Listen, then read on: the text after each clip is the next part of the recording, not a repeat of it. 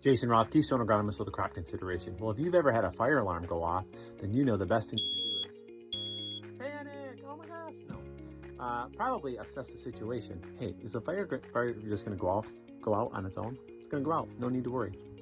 Or maybe we need to grab some water or fire extinguisher to put it out, or maybe we got to call the fire department. I've had to do all three in my life, but let's talk about another alarm that's been going off out there, and that's the tar spot alarm. What are we going to do?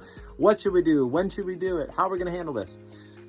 Well, there is some reason for concern. Number one, we are seeing tar spot earlier than we've ever seen it. June 10th, it was found in Indiana this year. Normally, we're not finding it until mid to late July. So we're way ahead of the game here.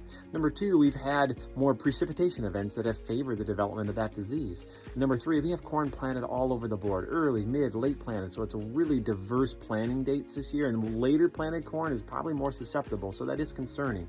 So what do we do? When should we spray? Now, historically, we've sprayed for tar spot, maybe that R1 or R2, R3. We've kind of pushed back the timing to find that that's helpful in protecting us more in the back end of the season compared to maybe when we used to spray VTR1. But this year, perhaps waiting to that more R2, R3 timing might be too late. We don't know unless we go out and check, right? But we also don't want to pay attention to the fear mongers out there who are saying you got to spray before you ever see the disease, because that's not true either. The only way we know when to spray is if we get out and take a look at our fields. Now, you may say, Jason, that's great, but there's no way I can look at all of my fields. Totally understandable. How do we prioritize maybe looking at some fields? Number one, think about the hybrids you have out there. Maybe review some of your hybrid scores to see if there's any hybrids you planted that are more susceptible to tar spot. Start looking at some of those products. Number two, think about any corn on corn acres you may have. The disease is favored by residue, right? More residue, more inoculum present, so that could favor the disease development. Number three, are there any fields that you have that you know just have more of a history of tar spot? Look at some of those fields where historically it's been bad in the past. Number four, think about the topography of your field. Do you have any fields that have some low-lying depressional areas or some shaded tree lines?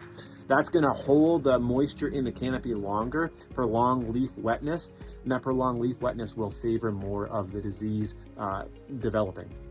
And then number five, think about some of the precipitation events that we've had. They've been kind of scattered. You may have some fields that have been picking up more moisture. You have maybe some other fields that have not been picking up more moisture. It's probably the fields that have gotten more moisture that are going to be more problematic. So go to those fields first. So that's how we prioritize, thinking through how we look at some of our fields. If you have any other questions, certainly you can reach out to your Keystone representative for more information and help. Hope you have a great day and a great upcoming holiday. Take care.